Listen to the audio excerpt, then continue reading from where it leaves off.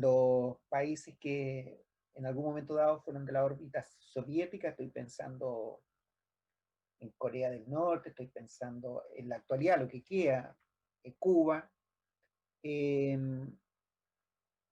que tienen una característica bien especial, que no hay desarrollo de altas tecnologías, pero que tienen se concentran en lo que podríamos decir promoción y prevención del salud. Se prioriza la salud pública a través de la medicina preventiva y la educación sanitaria, que en el fondo es promoción, para incrementar los niveles de salud, en detrimento de la creación de servicios asistenciales y medicaciones costosas. En realidad, paradojalmente, los mejores indicadores, no sé si paradojalmente, pero los mejores indicadores de salud en Latinoamérica lo comparten fundamentalmente tres países: Uruguay, Cuba, Costa Rica. Y de ahí trasito vienen generalmente Chile, eh, Argentina. No sé si estará tan cerquita ahora Argentina, pero en general eso es lo que uno esperaría encontrar en las estadísticas de salud, en los indicadores. Y por lo tanto, en términos colectivos, es bastante, tiene buenos resultados. El tema es que, como no se basa en la creación de servicios ultra especializados ni en medicación, eh, si usted tiene una enfermedad de alta complejidad, es complejo resolverlo en estos servicios. En general en todos, pero eh, por lo tanto puede ser una de las desventajas. Y en los otros que existe, para resolver esa situación, es de altísimo costo, o sea, solamente accesible a un grupo privilegiado.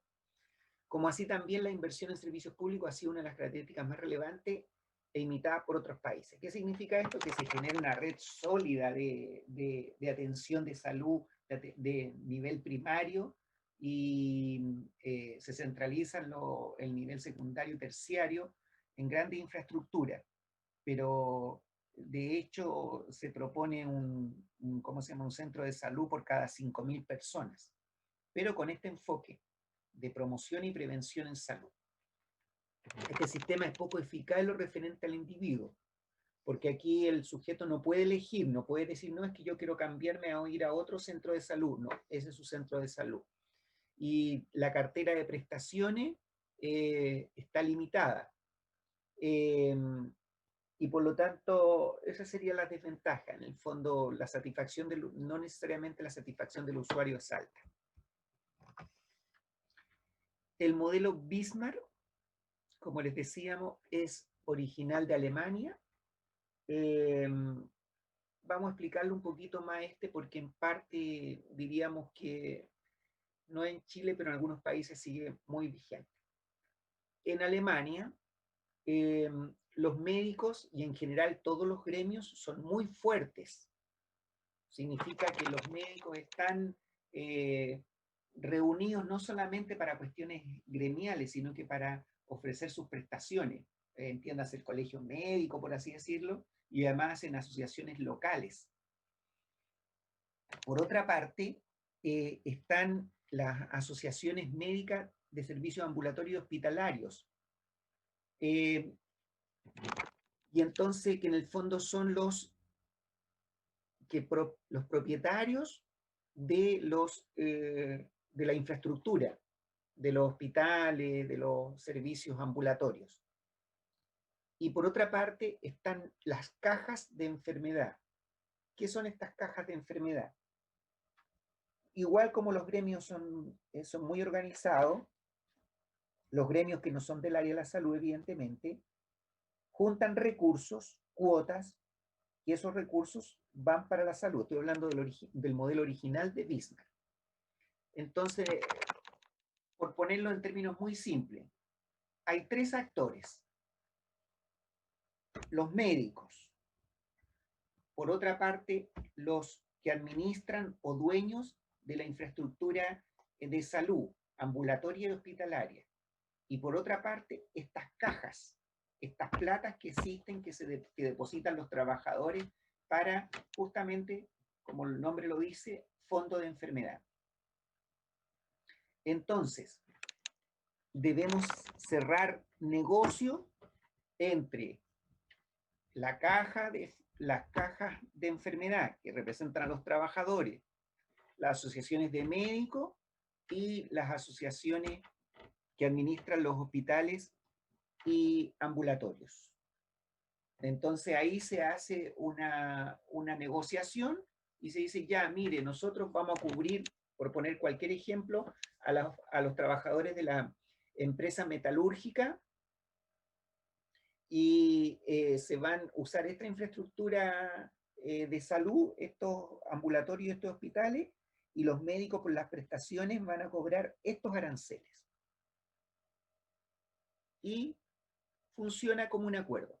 Bueno, si yo no soy no soy del área de la metalurgia, no entro en ese convenio. ¿Mm?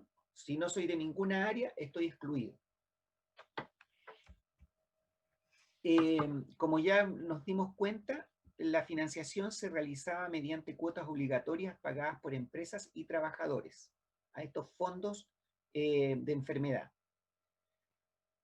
Siendo estas cotizaciones que permite solo a los beneficiarios las prestaciones en un futuro. Solos, si soy de la industria metalúrgica y entonces están pagando el empresario y yo pongo una cuota, la presión que se hizo a Bismarck era porque esta cuota la pagaban solo los trabajadores y se le hizo la presión para que la pagaran también las empresas. Entonces hay un esquema, ¿cómo se pagan las prestaciones? Hay como se hizo un convenio entre estos tres entes, la infraestructura de salud, los profesionales de la salud y la caja de enfermedad que representa a los trabajadores, ahí se fijaron los honorarios. Y la regulación, antes de la modificación, era libre. La afiliación era por gremio y los contratos colectivos que se hacían eran solamente regulados por ellos mismos sin participación del ente público. Obviamente los AFE son administrados por los representantes de los trabajadores. Entiendas esto, los sindicatos o se lo delegaban a administradoras fundamentalmente relacionados con el ejercicio legal.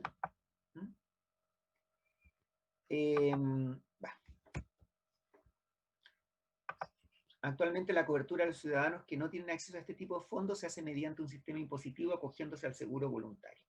¿Ya? Entonces obviamente lo que se modificó fue de que como solamente accedían los trabajadores de un área, pero había gente que no estaba en esa área, se universalizó a través de que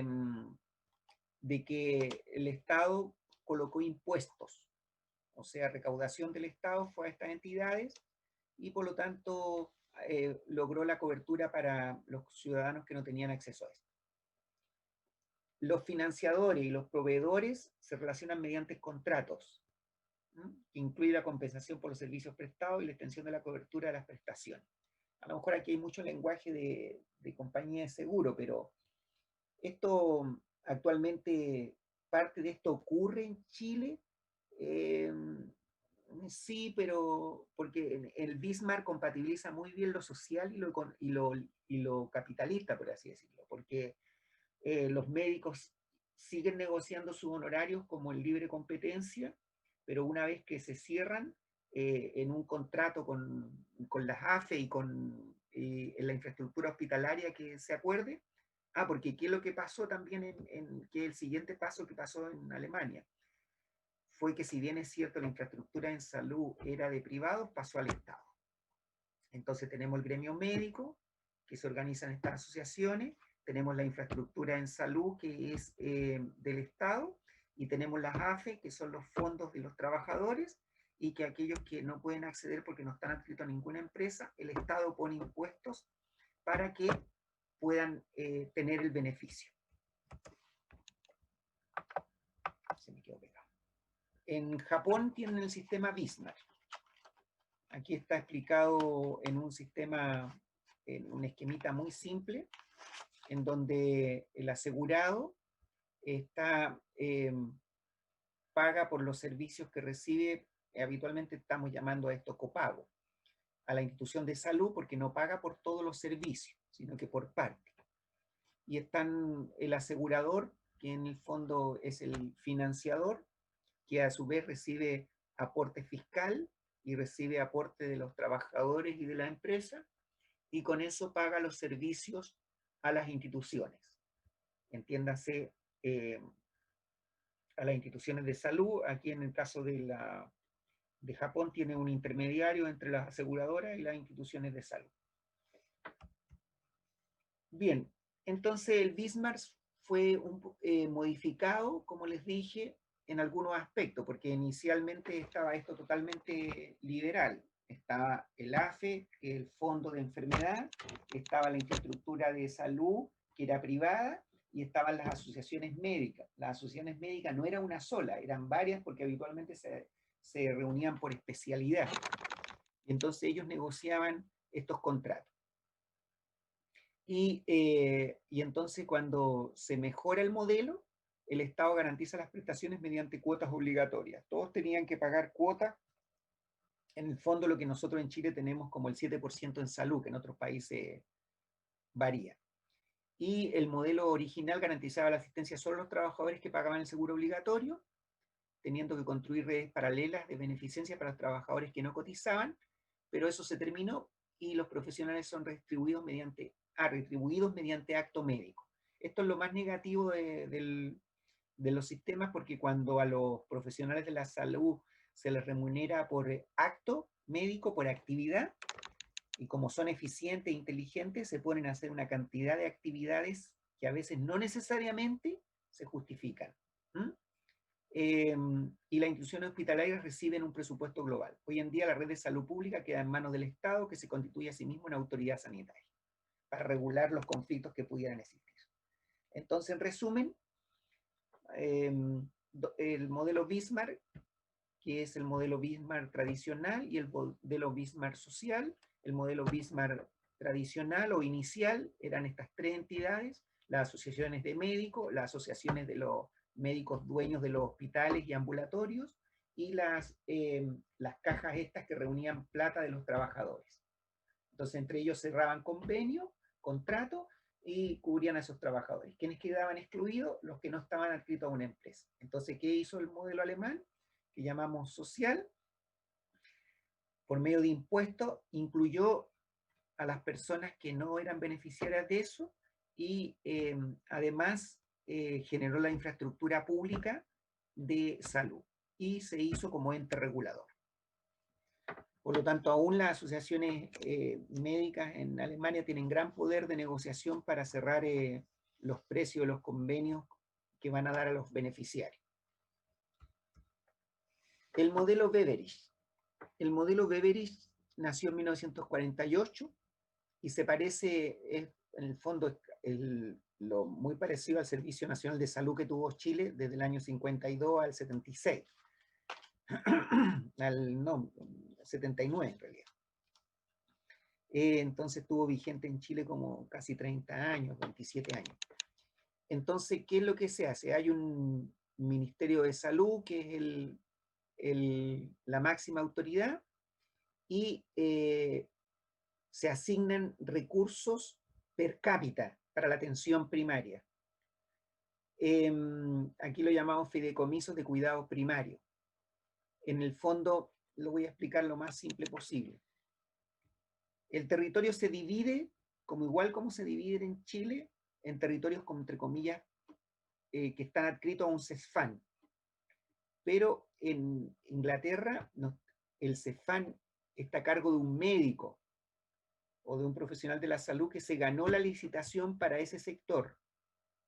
No es el CESFAN como lo conocemos nosotros, es como la casa del médico, que donde él a su vez contrata las prestaciones. Bueno, yo digo médico, pero puede ser una asociación o pueden ser... entonces, ¿qué es lo que hace el Estado? Le dice, ¿sabe qué? usted tiene en este sector, poner un número, 5.000 beneficiarios, y por cada beneficiario le vamos a dar mensual, por poner cualquier número, 1 libra esterlina. Entonces usted tiene 5.000 libras al mes. Entonces usted tiene que preocuparse de la atención primaria. Y estos son los programas que tiene que cumplir. Y estos son los indicadores que usted tiene que cumplir. Si usted no cumple estos indicadores, le aplicamos multa. Pero si usted tiene mejores indicadores, le generamos ciertos estímulos.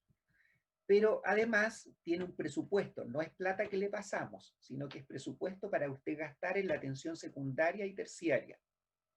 Entonces, por ejemplo, se estima aquí que en esta zona van a nacer 50 niños, y por lo tanto tiene aseguradas las hospitalizaciones para las 50 madres cuando requieran las prestaciones. ¿Ya? Entonces, ¿cuál es el negocio ahí de los prestadores? Cumplir los indicadores y que la gente consulte lo menos, porque si no está gastando mucho, porque tiene un presupuesto en que se administra en forma libre. Entonces, si vamos a poner un ejemplo, si de las 5.000 libras que se le entregaron a la atención primaria, entre comillas, pero son entes privados, no son como en Chile que son estructura pública,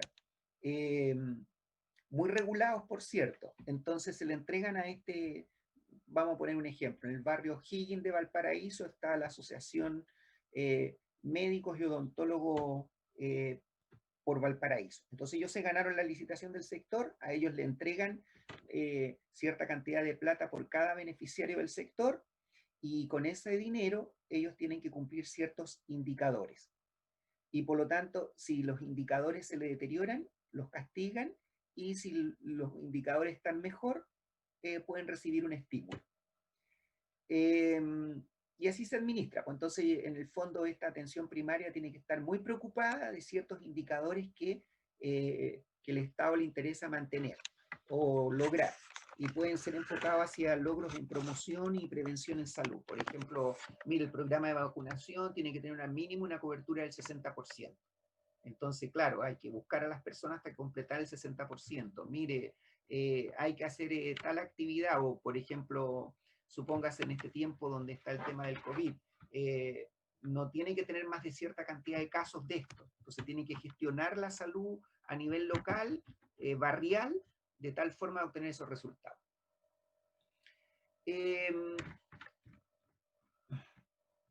Ya, bueno, algunas consideraciones.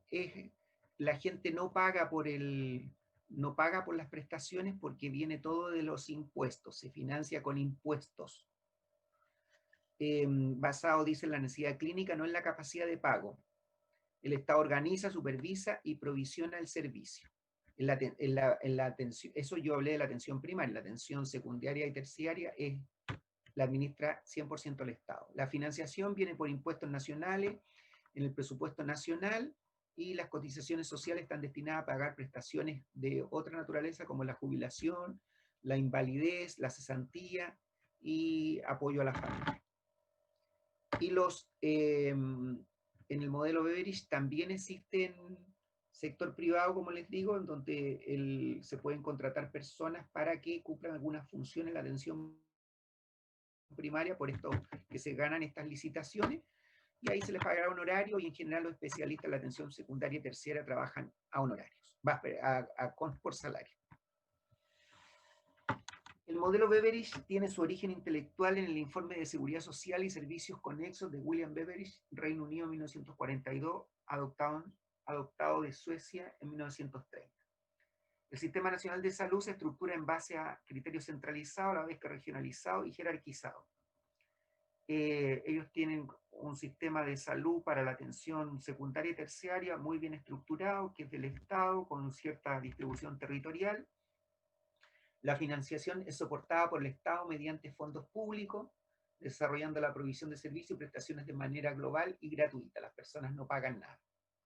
Y la asignación del médico se hace para cada persona, y el personal sanitario es asalariado en la medicina especializada y pagado por asignación de familia en la asistencia primaria. En el fondo, la medicina especializada se refiere a la segundo nivel y tercer nivel, o atención secundaria y atención terciaria.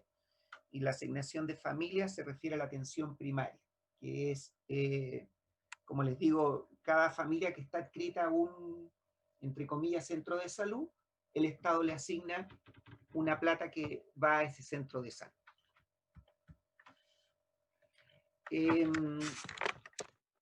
De esto, bueno, yo destacaría, en virtud del tiempo, aquí destacaría que los ingleses, que son muy prácticos, aprueban un presupuesto todos los años en el Parlamento, y a partir del año, porque este sistema fue creciendo en necesidad de recursos, porque esto se produce una paradoja, que es muy importante entender, es una paradoja un poco compleja de explicar. El gasto en salud, el gasto en salud, es duro decirlo, fundamental, o sea, más bien el gasto en enfermedad, debí decir, el gasto en enfermedad fundamentalmente va a sectores no productivos de la sociedad. Es duro lo que estoy diciendo. Es decir, va a adultos mayores que ya no trabajan y no producen, o va a niños en los primeros estadios de su edad, porque ahí es donde se producen las mayores complicaciones, los mayores gastos, y tampoco producen. Entonces, en un ejemplo imaginario, si el país cada vez va gastando más recursos en los sectores que no producen, al final, entre comillas, se podría producir una quiebra del país. Entonces, el Parlamento inglés en el año 2000, en 1999, definió una política un poco drástica que ha mantenido hasta el día de hoy, por más de 20 años, en donde dice que el presupuesto de salud no puede superar el 8% del Producto Interno Bruto. Es como una regla de oro. Entonces tiene que haber porque en salud siempre se van inventando nuevas tecnologías, nuevos exámenes, nuevas formas de diagnosticar, y por lo tanto cada vez se va encareciendo más. Como yo les decía, las tecnologías anteriores no se abandonan, se mantienen y se incorporan las nuevas, y eso significa costo adicional. Entonces ese es como lo más drástico del modelo de Beveridge. Entonces ocurre que deja literalmente prestaciones que el sistema considera que son ¿cómo se llama esto? De responsabilidad única del individuo. Yo no lo creo así, no las cubre. Estoy pensando, por ejemplo, en obesidad mórbida, en temas de drogadicción. No tienen coberturas estos sistemas para ese tipo de prestaciones, solamente a través de los sistemas privados. La prestación se da en condiciones de universalidad, equidad, gratuidad y libertad de acceso a toda la población, que en algunos casos debe esperar para acceder. Ya. Esto me recuerda a las listas de espera. Todos los sistemas, especialmente el Beveridge y el Semasco, que fue el primero que revisamos, regulan la demanda a través de las listas de esperas. Listas de espera existen aquí y en la Quebrada del Ají, si me permiten la expresión. No solamente en Chile, en todos los países que se regulan a través de estos sistemas existen listas de espera, porque es la forma de regular el gasto, controlar el gasto.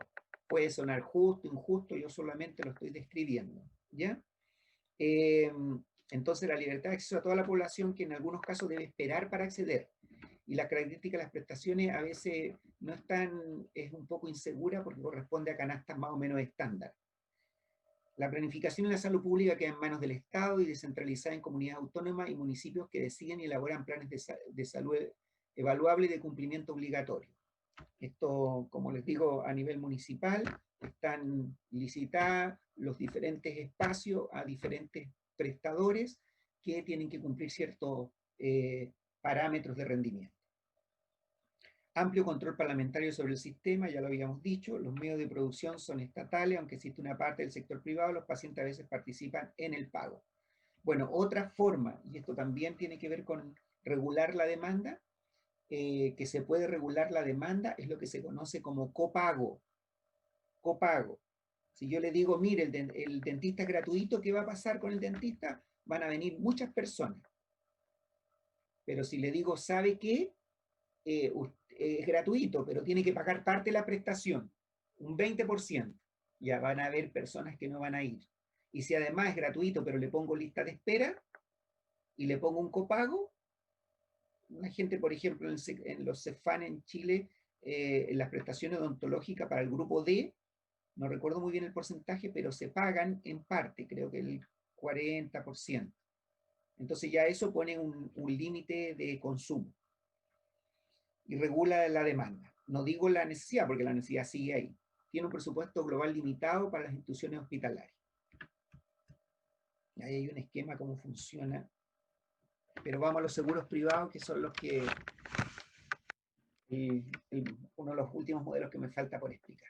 Obviamente que es muy vigente en Estados Unidos y en Chile, que en el fondo vamos a explicar el sistema ISAPRE. ¿Cómo funciona? Muy sencillo. La salud se considera un bien de consumo y por lo tanto el Estado no tiene un rol tan relevante. En el fondo en Chile se dice el rol subsidiario del Estado. ¿Qué significa? Que si usted se puede financiar su propia salud, es responsabilidad suya. Si usted no se puede financiar su propia salud, el Estado actúa en forma subsidiaria. En la práctica en Chile, ¿qué significa eso? Que cerca del 17% de la población se puede financiar su salud por sus propios medios. Y ese porcentaje está en la ISAPRE. El 78% restante, no tan restante porque hay un 3-4% que pertenece a la Fuerza Armada, que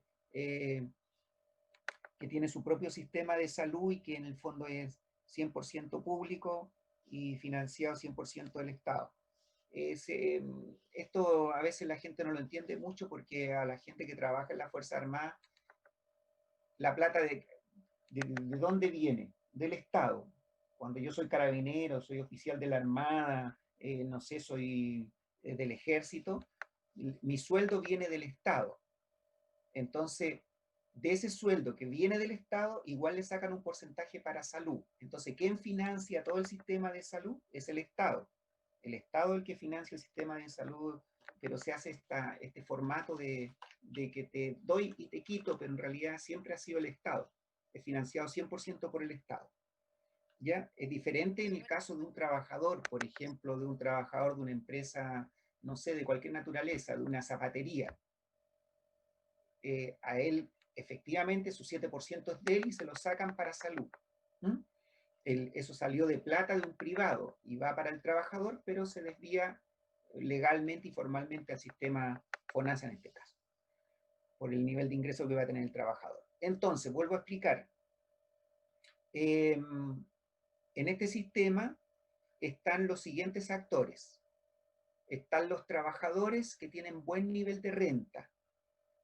En Estados Unidos no interesa el trabajador, interesa la empresa. Entonces el mediador es la empresa. Están las compañías de seguro y están los prestadores. Entonces, ¿qué hace la empresa donde están los trabajadores? Supóngase que una empresa, habitualmente las compañías de seguros piden en Estados Unidos para asociarse a un seguro al menos 12 empleados. Entonces yo tengo 12 empleados en mi negocio chico, que es una clínica dental donde hay 4 sillones instalados y voy con la compañía de seguros, seguramente se me van a acercar 2 o 3 y esas compañías de seguros dicen, ya, nosotros por el seguro para estas personas, se pueden cerrar convenios por 1 año, pero habitualmente lo más típico son 5 años. Por los próximos 5 años ustedes nos pagan una prima, no sé, por trabajador de $500 y nosotros les cubrimos todas estas prestaciones. Eso en Chile también recibe el nombre de plan de salud. Pero vuelvo a insistir, en este sistema es con la empresa. Con la empresa donde están los trabajadores. Entonces, insisto, está la compañía de seguro, están los trabajadores dentro de una empresa y por otro lado están los prestadores. Entonces la compañía de seguro acuerda un plan de beneficios con la empresa para sus trabajadores y a su vez acuerda con los prestadores ciertos tipos de pago de acuerdo a las prestaciones que va a otorgar. Y así funciona. Y obviamente que los prestadores se aseguran de tener utilidad y cada vez es una medicina, y para hacerse más competitivos los prestadores ofrecen cada vez servicios más especializados para que los usuarios que deciden dónde atenderse, esos servicios les sean atractivos. y las compañías de seguros que tienen que asegurarse utilidad para sus accionistas van subiendo las primas de salud y por lo tanto el empleador cada vez se ve forzado a pagar un poco más. Y eso ha significado un permanente incremento en los costos del área de la salud en Estados Unidos. Y por eso los profesionales en Estados Unidos de salud ganan extraordinariamente muy bien. Este modelo funciona muy bien para la gente que tiene dinero, muy bien. O sea, me explico, en una oportunidad yo estaba en Estados Unidos con unos colegas y un hijo de un colega se sintió mal. En 2 minutos había una ambulancia y en 20 minutos estábamos en una infraestructura hospitalaria estupenda y lo atendieron extraordinariamente bien. ¿Y cuánto pagó? Cero. Pero no funciona para aquellas personas que no tienen ingresos. En Estados Unidos funcionan dos sistemas. Este sistema espectacular, maravilloso, de alta tecnología, en donde las compañías de seguro le pagan a uno todo, y un sistema de beneficencia. ¿Qué significa beneficencia? Que se reúne un grupo de gente de buen corazón y dicen, mire, hagamos un hospital y aquí recibimos a la gente que no tiene dónde atenderse. ¿Ya? Entonces en Estados Unidos son cerca de 350 millones y cerca de 80 millones están cubiertos por el sistema que estoy describiendo y el resto está desvalido a su propia suerte. Por eso Obama intentó hacer un sistema más público y no le fue muy bien y lo poco que hizo se lo desmantelaron con el siguiente presidente. Entonces, digámoslo, la salud en este modelo es considerada un bien, ya lo dijimos, la responsabilidad del Estado queda resumida a atender a los grupos más carenciados y vulnerables, a las contingencias de la enfermedad, con mínima contribución financiera del sistema por parte del Estado. ¿Ya? En realidad en Estados Unidos hay un sistema de beneficencia y en Estados Unidos en realidad funcionan tres sistemas, el sistema de beneficencia, el sistema de seguro y un sistema muy completo estatal, que solamente son para las personas que estuvieron en el ejército, en el Army, que le llaman. ¿Mm? Entonces ahí ellos tienen servicios de muy buena cobertura que paga todo el Estado. Entonces, los otros grupos poblacionales medio altos se adhieren a compañías de seguros privadas o contratan directamente al proveedor de prestación médica, sin intermediarios. Bueno, la otra alternativa es que no tengo seguro, pero como tengo tanta plata, eso pasa en todos los países que tienen este sistema, que corresponde como al 2% de la población, que no tienen seguro y pagan directamente por lo que necesiten. ¿Mm? Ya, y entonces sin intermediarios, la utilización de los servicios se basa en la ley de la oferta y la demanda. Este modelo está presente en los sistemas privados de Estados Unidos, siendo el referente entre otros países para Chile. Los proveedores de servicios desarrollan sus dispositivos de acuerdo a planteamientos de rentabilidad económica. La alta competitividad existente entre ellos para captar clientes hace que la tecnología y la investigación científica médica avancen notablemente y atraigan a los mejores profesionales. Entonces, como me interesa, esto lo vamos a ver seguramente el próximo año en administración, o el siguiente, como me interesa diferenciarme, para diferenciarme y que la gente venga, tengo que mostrar nuevas tecnologías, ser diferente, y esas nuevas tecnologías significan nuevos costos. Y entonces si la gente viene y accede a eso, va a pagar más y mi empresa va a tener más utilidad. Entonces en eso se basa el modelo. Una de las características más importantes es el aumento de costes por proceso. ¿Por qué? Porque como también existe una industria de demandas, porque estamos hablando de gente de nivel socioeconómico medio y alto, los profesionales de la salud, para asegurarse de cometer los mínimos errores, sobrecargan a los pacientes con exámenes y el uso excesivo de medicamentos. En Estados Unidos el consumo de medicamentos es altísimo, para asegurarse de que no vayan a haber demanda o complicaciones. Y por lo tanto eso es un aumento de los costes de los procesos enormes. De hecho, en Estados Unidos el sector salud representa el 14% del PIB, Producto Interno Bruto. Habíamos hablado que en Inglaterra representa el 8%, y en Chile estamos hablando que representa el orden del 6 y algo puntos por ciento. Su financiamiento descansa sobre las personas que financian un contrato de seguro en salud con organismos privados. esta situación genera desventajas y desigualdades para los distintos segmentos de la población en Estados Unidos. En Estados Unidos, fuera de la empresa, no hay derechos. Los jubilados con más de 65 años tienen derecho a una cobertura mínima y para aquellos que no entran en estas categorías, nada. ¿Ya? Una variante del modelo liberal es el modelo Singapur. En Chile, usted tiene un 7%. Supóngase que usted gana 1.000.000 de pesos. El 7% de 1.000.000 de pesos, ¿cuánto es? 70.000 pesos. Con esos 70.000 pesos va a la ISAPRE y la ISAPRE le dice, a ver, tu grupo familiar son 6 personas, tu plan mínimo para 6 personas, está tu esposa, tus 4 hijos, son, no sé, por poner cualquier precio, 200.000 pesos. ¿Cuánto plata tienes tú de tu 7%? 70.000 pesos. No te alcanza. ¿Y cómo lo hacemos alcanzar? Bueno, autoriza un descuento adicional. Entonces tú cierras tu convenio con la ISAPRE, pagas los 70.000 pesos, que es tu descuento obligatorio en Chile para 7%, y lo que falta te lo descuentan del sueldo todos los meses.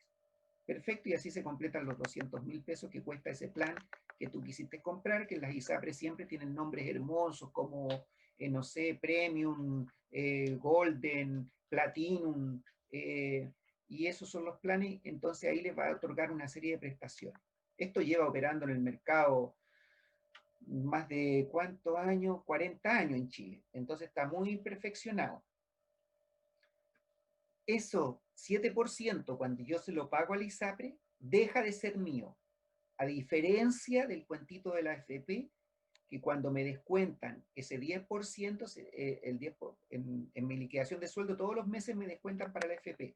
Eso va a un fondo que entre comillas es mío, perfecto, y que yo lo puedo ir revisando cuánto se va acumulando. En cambio, el 7% que se va a salud, cuando entra a FONASA o entra a ISAPRE, dejó de ser mío. Ya, ¿cuál es la variación en Singapur? Que en Singapur ese porcentaje que se descuenta para salud sigue siendo del trabajador. Entonces, en el fondo es una variación del modelo, porque aquí hay una variante del modelo, el modelo Singapur, que ha introducido en el sistema sanitario el concepto de capitalización individual.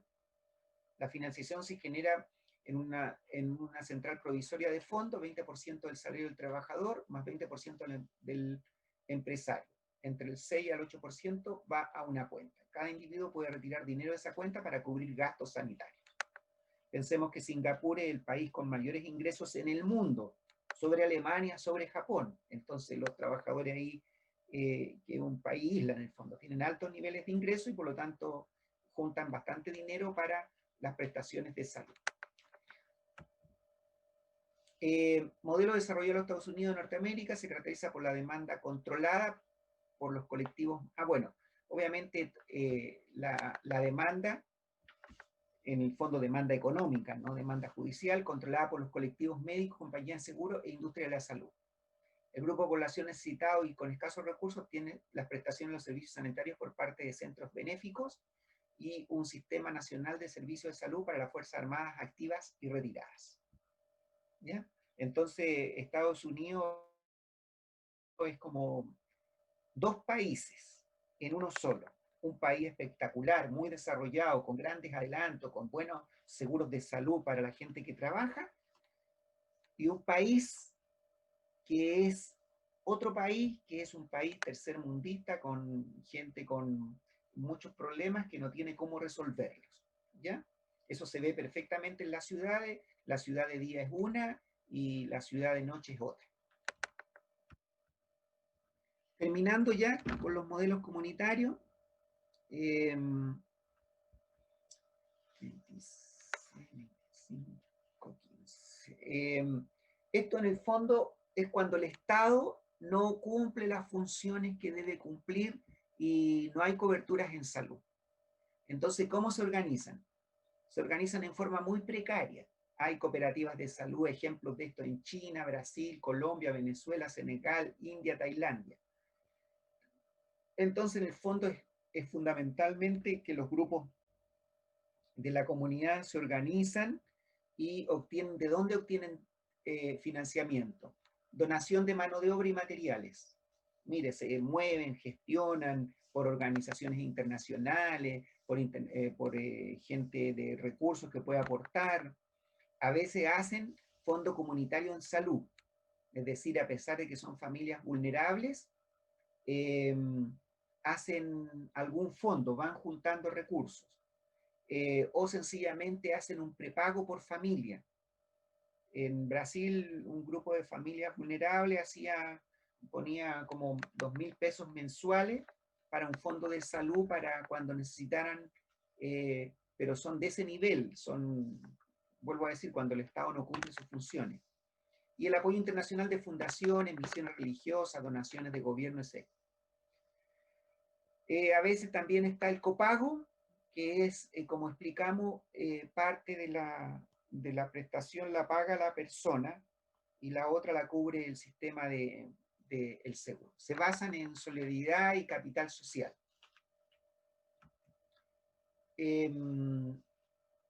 Poco impacto, son muy difíciles de mantener, en general no logran el compromiso de financiamiento del Estado y son susceptibles de manipulación política.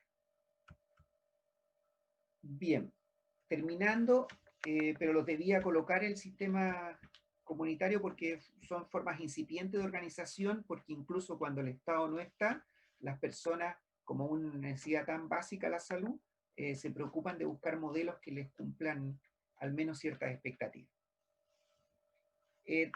Me parece que esta es la...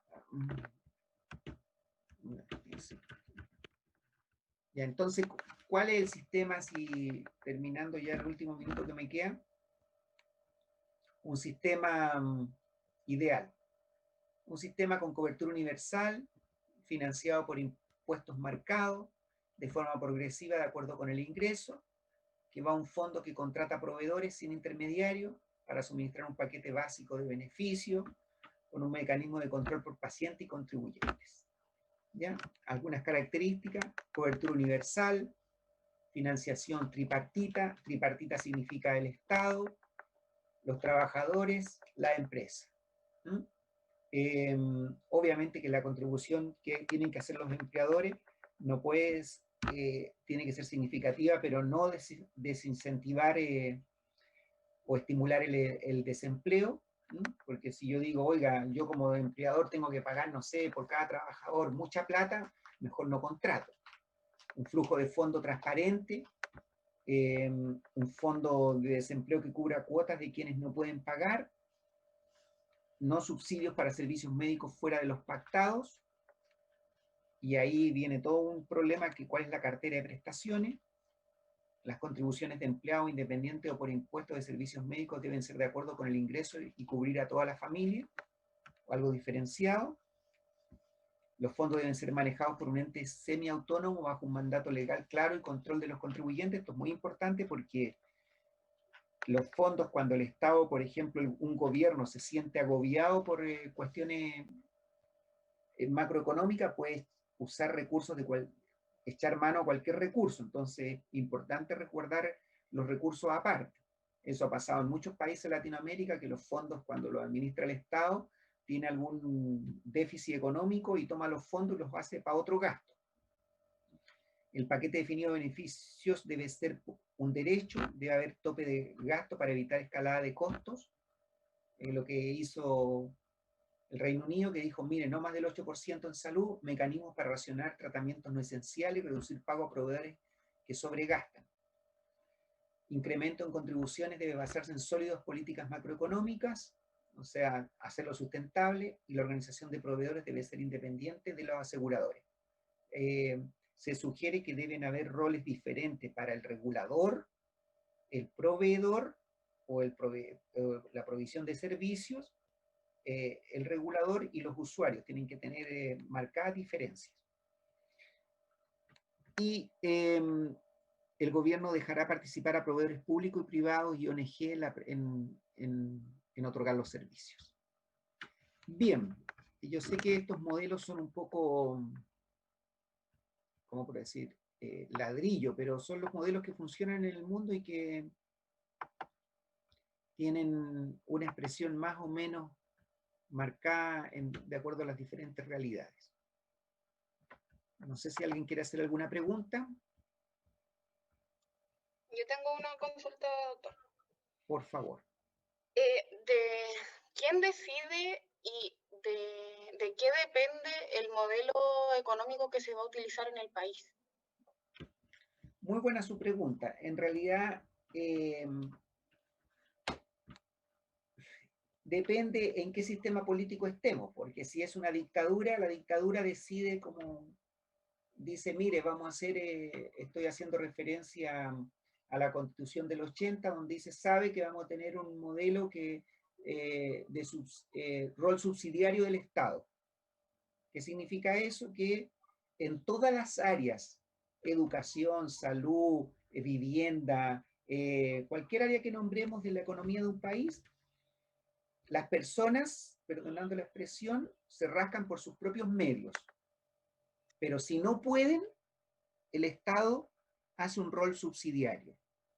En educación, tú te tienes que preocupar de financiar tu propia educación. Porque, pero no tengo. Ya, entonces el Estado genera una estructura de educación pública. Pero para los que los pueden pagar, vayan a colegios privados, vayan a colegios subvencionados, o colegios sencillamente municipales. Mira, en el sector de salud, si tú no lo puedes pagar, el Estado te genera una infraestructura en salud, que en este caso son los CEFAM, son la atención primaria, atención secundaria, atención terciaria. En salud el 80% no lo puede pagar, así que tiene que estar ahí en el sistema de salud. Pero los que puedan pagar, bueno, usted vaya a la clínica que quiera y tiene su seguro privado y paga. Entonces, contestando derechamente su pregunta, ¿quién lo define? Idealmente lo debiera definir los ciudadanos. Y en ese sentido, en Chile nunca lo han definido los ciudadanos, porque nunca ha habido una constitución que se genere en base a los ciudadanos, siempre ha sido impuesta. Y ahora se supone que existe la oportunidad para definir el modelo en salud que los chilenos deseen, expresado a través de ¿cómo se llama esto? La Asamblea Constituyente. Pero en estricto rigor, acuérdense que el poder en quién reside, en el pueblo, pero eso es muy teórico, porque al final ese poder alguien lo administra y lo define.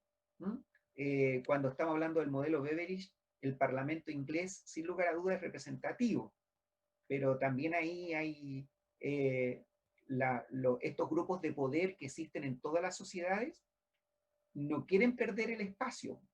Es lo mismo que hemos pasado con el diagnóstico comunitario de salud, que es muy fácil hablar de estas cosas, pero hacerlas es muy difícil porque significa compartir el poder y la gente que tiene el poder no quiere compartirlo. Así que le corresponde a la organización política, en este caso al Parlamento, en este caso definir el modelo que queremos. Eso contestando su pregunta. Gracias, doctor. Ahí me quedó claro. ¿Otra pregunta por ahí? Ahora, lo más importante, y con esto termino, las necesidades son ilimitadas. Las necesidades son ilimitadas porque, no sé, voy a exagerar para que se me entienda el ejemplo. Uno entiende si una persona está enferma del corazón que necesita asistencia, pero a lo mejor una persona, como en el modelo Beveridge, que se descontroló y se le dio un tratamiento para la drogadicción y se sigue descontrolando y sigue drogándose, bueno, hay un momento dado que decir, ¿sabe qué? Ya no tiene cobertura en el sistema. Pero puede sonar medio injusto porque, bueno, pero es que hay recursos para todo, porque cuando yo estoy diciendo, mire, le voy a dar recursos a esta persona para hacerse el tratamiento antidroga, literalmente estoy quitando recursos para otra área. Entonces, pero hay que hacerlo sustentable, porque uno puede ser como el alcalde de la Pérgola de las Flores, que a todo el mundo le decía que sí, pero ¿es sustentable financieramente? Entonces hay que hacerlo, esto es muy difícil resolverlo para un país, porque, ¿cómo se resuelve? La clase pasada de la doctora Pinilla lo respondió, po. ¿Cómo se resuelven los países? ¿Cómo se distribuyen los recursos? Se resuelven por los grupos de poder, por esos grupos de poder empresariales, por los grupos de poder políticos, por los partidos políticos, por los grupos de poder que están, ¿cómo se llama esto?, organizados en las sociedades, entiéndase gremios, no sé, colegio médico, sindicato número tanto, porque son grupos de poder que están ejerciendo influencia, y por la opinión pública. Y por la opinión pública. ¿Mm? Entonces, si esa fuerza esa fuerza última debiera ser la más importante en una democracia. Pero como muy bien en una clase se vio cómo se forman las leyes, creo, no sé si en esta asignatura o en otra, en la formación de leyes es muy compleja, entonces los grupos de poder están ahí influenciando permanentemente cómo cortan el queque. Yo hablaba la vez pasada de que en Estados Unidos la Asociación Dental Americana, los dentistas de Estados Unidos, cuando se está haciendo una ley, ellos están ahí en el Congreso de Estados Unidos contratando staff de abogados para que les informen cómo pueden afectarse los intereses de este grupo que son los odontólogos. ¿Mm?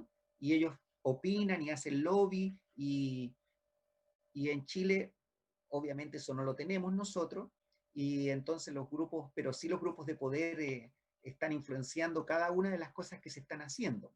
Y por eso ¿cómo se llama esto? La política tiene que ser lo más transparente posible, pero lo más relevante es esto que ocurre en todas partes del mundo, en todas partes del mundo.